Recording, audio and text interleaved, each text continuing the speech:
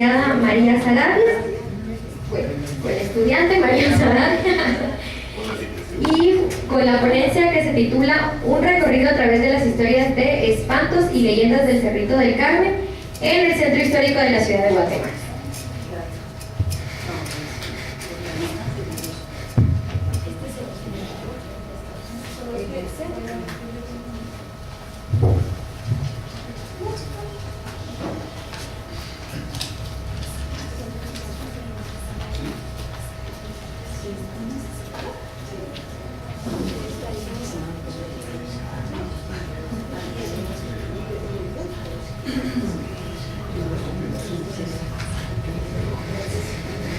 Buenas tardes, quiero agradecer al comité organizador por el espacio de presentar este trabajo de investigación.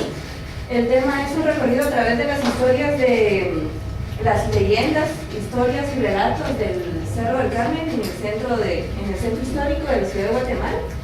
Bien, el Cerro del Carmen se encuentra ubicado entre la diagonal 4 y diagonal 9 del centro histórico de la zona 1. Es el límite noroeste del centro histórico, es la parte final, digamos, que colinda con la zona 2 y 6 del centro histórico de la ciudad, y es uno de los primeros asentamientos que se formaron a partir de la fundación de la ciudad en 1776. El siguiente. En estas dos fotos podemos observar dos diferentes momentos del Cerro del Carmen. En uno podemos ver una mayor cobertura de boscosa que se da a partir de 1976 con el terremoto, tras un abandono del espacio por parte de las autoridades, y se genera una serie de reforestación casi natural, y en esta parte podemos ver cómo se pierde estos espacios o esta cobertura boscosa debido a procesos de jardinización y rescate que realiza la municipalidad a partir de 2004 aproximadamente. Bien, esta es un esquema del Cerro del Carmen, solo para que más o menos nos veamos la distribución de los diferentes elementos y de los espacios. En la parte superior podemos observar la iglesia del Cerro, una iglesia emblemática porque es la primera iglesia del Valle de Guatemala, que se fundó mucho antes de la llegada de la ciudad a este lugar. Se tiene la fecha 1613, la primera ocupación que se hizo para colocar a la Virgen del Carmen, y seguidamente en 1730 que ya se edifica la iglesia como se conoce actualmente. Se pueden ver los caminos, algunos son de piedra, otros son graderías y senderos pequeños que conducen a otras áreas del cerro, áreas verdes o pequeñas fuentes o plazas. Estas son algunas fotografías del cerro para los que no lo conocen.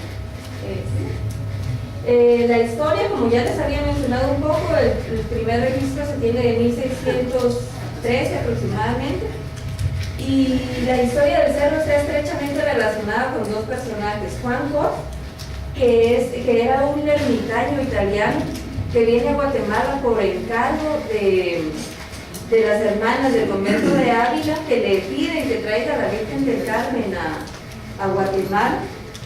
Y de esta manera pues él llega acá y primero se asienta en un lugar conocido como el Rincón de la Leonera, que actualmente es parte del puente, se encuentra cerca del puente Belice. Y no, dale a la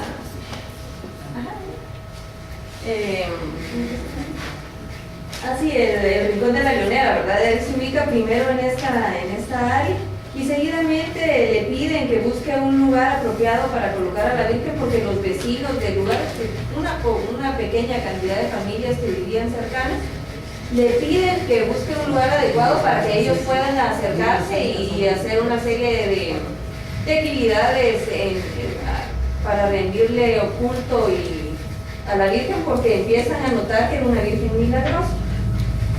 Entonces él decide, al ver el Cerro del Carmen, que este era el lugar por la similitud que tenía con el Monte Carmelo.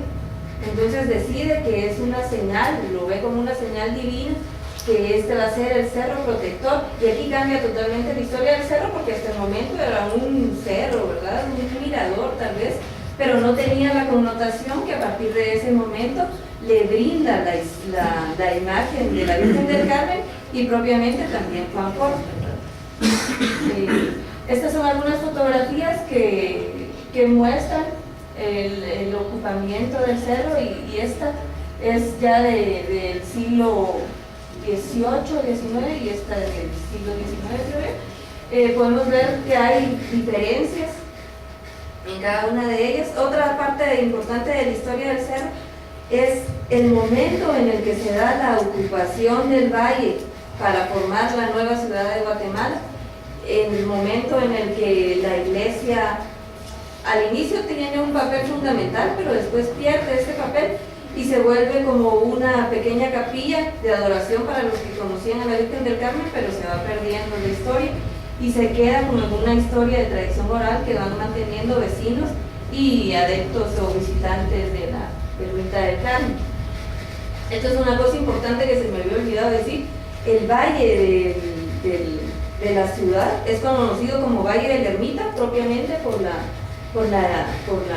iglesia de la Ermita del Santo del Carmen, de la Virgen del Carmen. Sí, ahora relacionado con la evidencia arqueológica de presencia prehispánica, tomamos como referencia el proyecto arqueológico de rescate que se hizo en el 2012 para la construcción de unos módulos habitacionales de unos edificios para apartamentos, y no se logró encontrar evidencia de material prehispánico que hubiera sido ocupado por anterior a la colonia, ¿verdad? Solo se encontró cerámica de tradición colonial y moderna. Y también eso puede estar relacionado a que los pozos fueron realizados en un área en donde se dice pudo haber antes una guarda. Entonces esto puede ser que por esta razón no haya sido un espacio habitacional. Pero por la relación que tienen los cerros con la cosmovisión mesoamericana, no podemos descartar definitivamente que no haya habido una ocupación prehispánica. Ahora, la importancia de la investigación, como ya dije, se trata de una de las primeras, uno de los primeros sitios que guardan la historia de la ciudad de Guatemala. Entonces, me parece importante recopilar esta investigación, estos relatos, esta tradición oral que giran en torno, porque guarda también parte de la identidad, no solo de los miembros del barrio, de los barrios que se conforman alrededor del cerro, sino de la misma ciudad de Guatemala, porque las historias del cerro son conocidas en muchas partes de la ciudad de Guatemala, incluso en otras regiones del país. Y también, otra cosa importante de la investigación me parece relacionar el lugar, el espacio físico con la leyenda, con este relato. Cómo se van apropiando, la leyenda se apropia del espacio y el espacio va dándole una cierta importancia. Es como una relación ahí de doble vía, ¿verdad?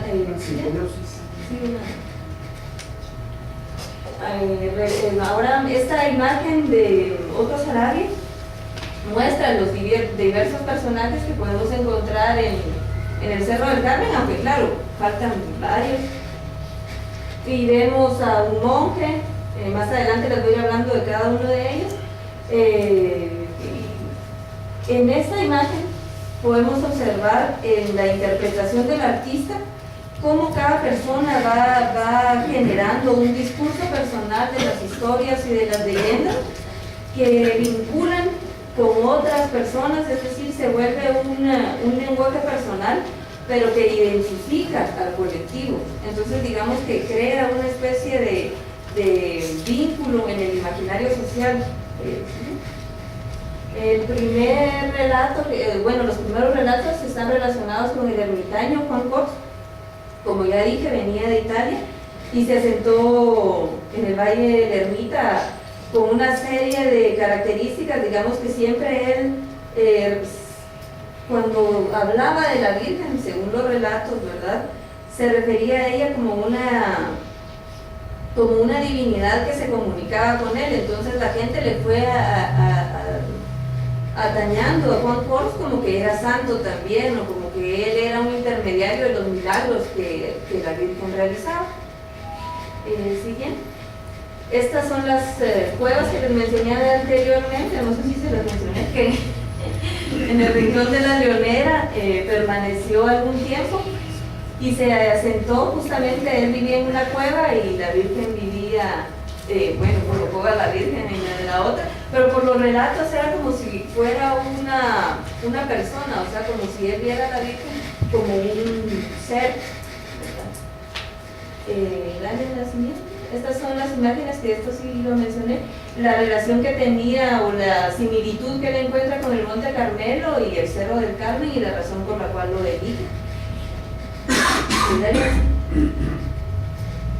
Dentro de las historias que me contaban, que podemos relacionar con la historia y con todo el material que se tiene, todo el material histórico documentado que se tiene relacionado con Juan Cors, que es un personaje que sí existió, podemos mencionar una de las historias que me contaba una persona, y ella decía que un familiar iba subiendo por las gradas del cerro cuando uno todavía podía llegar al cerro de noche y permanecer ahí. Ahora ya está cerrado por la noche, ya no puede entrar uno, pero cuando todavía se podía, esta persona iba subiendo, y cuando iba llegando ya tenía a la vista la iglesia y ve que un monje iba como entrando a la iglesia, y él pensó que era el cura de la iglesia, y en eso ve como que algo lo detenía y no entra, sino que le da la vuelta al torreón que está enfrente y se desaparece.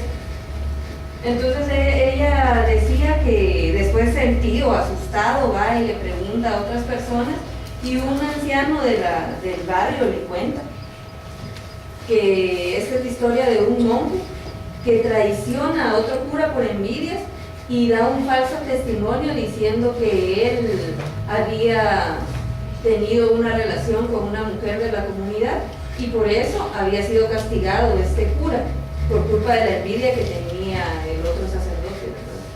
Y antes de morir se arrepiente y cuenta la historia. Entonces, de esta manera se dice que fue castigado y por eso su espíritu quedó rondando. Y esta historia la podemos referir como una parte de la vida de Juan Cors que quedó como en una especie de misterio, porque para 1620 un cura de Misco denuncia a Juan Cors ante la Inquisición y levantan y genera un proceso de la Inquisición en contra de Juan Cors. Según los documentos que realiza la investigación el padre Bruno Frisol, dice que la denuncia no llegó a proceder en los juzgados de la Inquisición. Sin embargo, en ese momento Juan Cors desaparece y nadie vuelve a saber nada más de él. Entonces yo considero que este es el momento en el que se empiezan a hacer una serie de relatos, de historias, que la gente trata de buscar una explicación de a dónde se fue o por qué se fue, y entonces lo relaciono con el hecho de que el otro sacerdote levanta una acusación falsa en contra de Juan Cors. Bueno, esa es mi interpretación, ¿verdad? Y por eso queda penando en el área de la iglesia como castigo por haber incriminado a un personaje santo del Cerro del Carmen.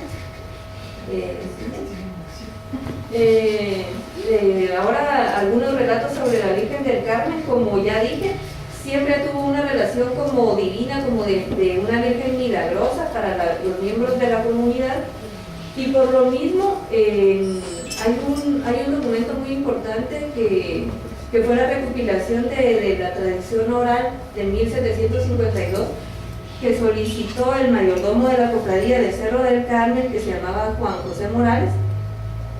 Él, muy visionario, hizo que se levantara, que se transcribiera la tradición oral de los ancianos de la comunidad, y esos registros permanecen, y a partir de estos registros se tienen algunas leyendas que se relacionan con la Virgen del Carmen, ¿sí? Dentro de estas historias que se recopilan, son de 1752, como dije, y dice que veían bolas de fuego bajando de las laderas del cerro, y en otros dicen que solo se veían las luces que salían de la iglesia. y que esto, bueno, las primeras que se ven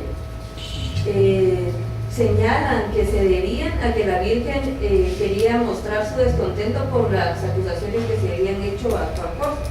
Y las otras de otros años se relacionan con el abandono que se había hecho a la iglesia. Entonces, por eso las bolas de fuego. Y se tiene registrado que justamente en algunas de estas fechas sí sucedieron incendios en el Cerro del Carmen.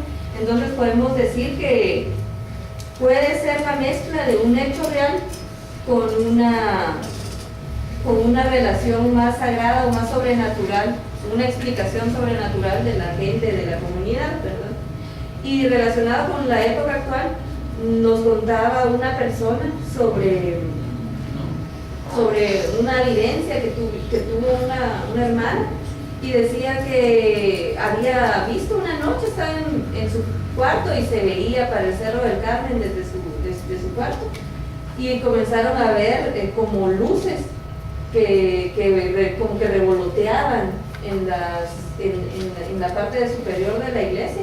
Bueno, no se ve la iglesia, pero se veía como en la parte superior, ¿verdad? En el cielo se veía que revoloteaban y bajaban y volvían a subir. Y entonces ella no exactamente me dijo que se trataba de un mensaje de la Virgen, pero sí me decía que para ella eran ángeles que estaban cuidando el cerro. Entonces también lo podemos relacionar con estas luces, pueden ser relacionadas con la Virgen del Carmen en diferentes momentos de la historia del cerro. Ahora Pie de Lana es un personaje, característico del Cerro del Carmen, y se dice que es un ladrón que existió en el siglo XIX y acostumbraba a meterse a las casas a robar, colocándose lana en los pies o calcetines de lana, y así lograba entrar a las casas sin hacer ningún tipo de ruido. Entonces era un ladrón sí, y tenía mucha suerte y entonces como fue haciendo tantos estragos en las familias adineradas, hasta que por fin lo logran capturar, y dicen que fue ahorcado en un aguacatal del Cerro del Carmen, que es justamente este aguacatal. Si uno va al Cerro del Carmen y le pregunta a cualquier persona del barrio y le dice dónde fue ahorcado Pie de Lana, toda la gente dice en el aguacatal que está atrás de la iglesia. Aunque dicen, no sé si sé, pero ahí es, o sea, dicen que ahí es. Entonces es la historia. Entonces, asociado a esto, existen una serie, casi todos los vecinos mencionan a Pie de Lana. Tal vez no mencionan a todas las demás historias, pero Pie de Lana siempre está presente en las historias de los vecinos del cerro y en el visitante, que lo primero que hace es ir a buscar el aguacatal donde ahorcaron a Pie de Lana también. Entonces, en una de estas historias, una jovencita nos contaba que, bueno, esta jovencita era parte de la feria que llega al Cerro del Carmen en julio para la fiesta patronal de la Virgen. Y ella decía que una vez subieron de noche y vieron a una persona sentada en el torreón, y les pareció muy extraño porque la mayoría de gente que subía a esa hora era gente de la feria que ya conocían, ya esta persona no la conocía, y llevaba una ropa muy diferente a la de la gente, o sea, vestía diferente, ¿verdad? Y entonces decidieron darse la vuelta y regresarse por donde habían entrado, por uno de los senderitos, ¿verdad? Y cuando iban de regreso por el sendero, ven a este mismo personaje parado por justamente donde ellos tenían que caminar. Entonces ella les dio algo de miedito y buscaron otra forma, porque el cerro tiene esa característica que hay muchos senderos por donde salir y entrar. Entonces buscaron otra forma de salir y lo encontraron de nuevo parados y entonces ya dijeron, ya mucho, lo que quiere es asustarnos, ¿verdad? Y no le vamos a dar gusto, y pasaron. Y cuando pasaron se les acercó y les dijo, ¿y ustedes patojos qué hacen aquí? Y se hicieron los locos, y que no saben que en el cerro espantan, y se tiró una carcajada y salieron corriendo los jóvenes y voltearon a ver si no los perseguía, o sea, si no venía detrás de ellos, y desapareció. Llegaron a su casa corriendo y la abuelita le contó que este personaje era Pie de Lana y que qué babosa que había llegado tan tarde, y como que no supiera que Pie de Lana se aparece cada noche a las 2 en el Cerro del Carmen, justamente en este lugar. La otra historia, la ciguanaba, una de las historias más difundidas en toda Guatemala es la historia de la ciguanaba, y el Cerro del Carmen tiene una historia, digamos, propia de la ciguanaba, porque en una de las laderas, la que les mencionaba anteriormente, que fue donde se hizo el proyecto arqueológico de rescate, ahí donde podemos observar dos edificios, ahí antes había una aguada, una pequeña poza de agua natural, en donde los vecinos decían que se bañaban, que se bañaban. Esta historia es peculiar porque, digamos, en el momento en el que se da una serie de nuevas asentamientos o el crecimiento urbano, y también a raíz del terremoto del 76, de 1976, que provoca que esta área haya sido repoblada, esta aguada se va perdiendo, y la historia de la ciguanaba me la contó una persona ya mayor que sí conoció la aguada, y a diferencia de las otras personas jóvenes, que si yo les preguntara a la ciguanaba me dicen, pues sí, ya claro, pero porque es una historia que se conoce en toda Guatemala, pero que ellas no tenían la vivencia de alguien cercano o que realmente pasara en el cerro. O sea, no te lo contaban con seguridad, sino, tal vez sí. Solo esta persona mayor que les dijo que sí conocía la aguada. Como vemos entonces, la leyenda o el relato sí tiene una relación profunda, o hace una especie de simbiosis entre el lugar y la tradición que se alimenta, y al perderse el lugar se va perdiendo a veces también la leyenda, ¿verdad? Y al igual cuando la leyenda va desapareciendo, como en el caso de Pie de Lana, digamos que la leyenda se fuera perdiendo, puede que el aguacatá lo boten y ya nadie se entere de la leyenda. Entonces vemos cómo cada una le confiere un poder a la otra, y esto crea un lazo en los miembros de la comunidad. Siguiente. Esta es una imagen también de Otto Sarabia, una interpretación personal de las leyendas, como vemos la ciguanaba y el sombrerón. La Llorona. De la Llorona solo me encerraban relatos auditivos, que son los que la mayoría de guatemaltecos conocemos, que cuando la Llorona se escucha su grito cerca es que está lejos, y si se escucha lejos es que está cerca, y el miedo que causa, en fin, voy a avanzar porque si no... ahora sobre los espantos y casas embrujadas y brujos del cerro, mucha gente me decía, no, es que en este lugar abundan los brujos y abundan las casas embrujadas, y todos decían, no, es que en la casa del fulanito ahí espantan, y en la de fulanito también, y aquí, en todas, ¿verdad? Y decían que tenía relación con todos los espíritus o ánimas que viven en el cerro.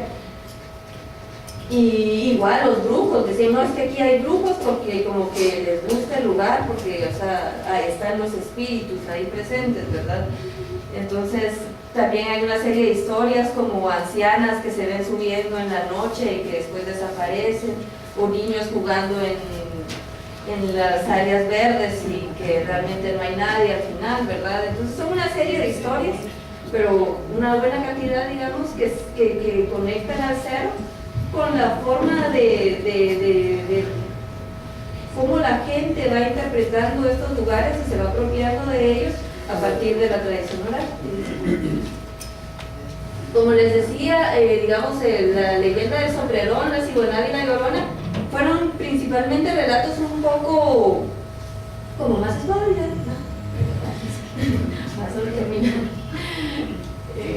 relatos un poco más cortos, sin tanto detalle, digamos, ¿verdad? Y como mezclados con una especie de escepticismo de parte de las personas que los contaban, a diferencia de Pie de Lana o los aparecidos propios del cerro o el monje, que ellos sí juran que los han visto o juran que su familia ha encontrado en alguna oportunidad alguno de estos entes. ¿Sí?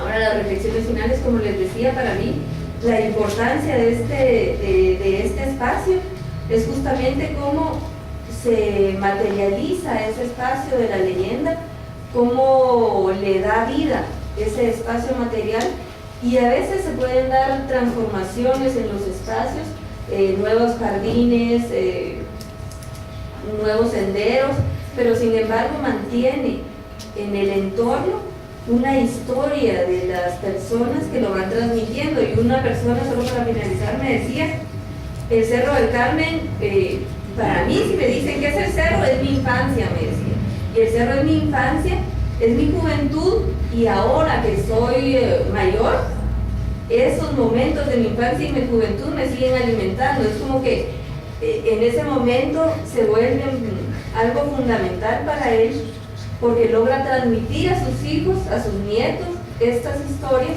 y de esa manera como que perdura él también en estos espacios y en estas historias que va transmitiendo y que se van transmitiendo a sus siguientes generaciones.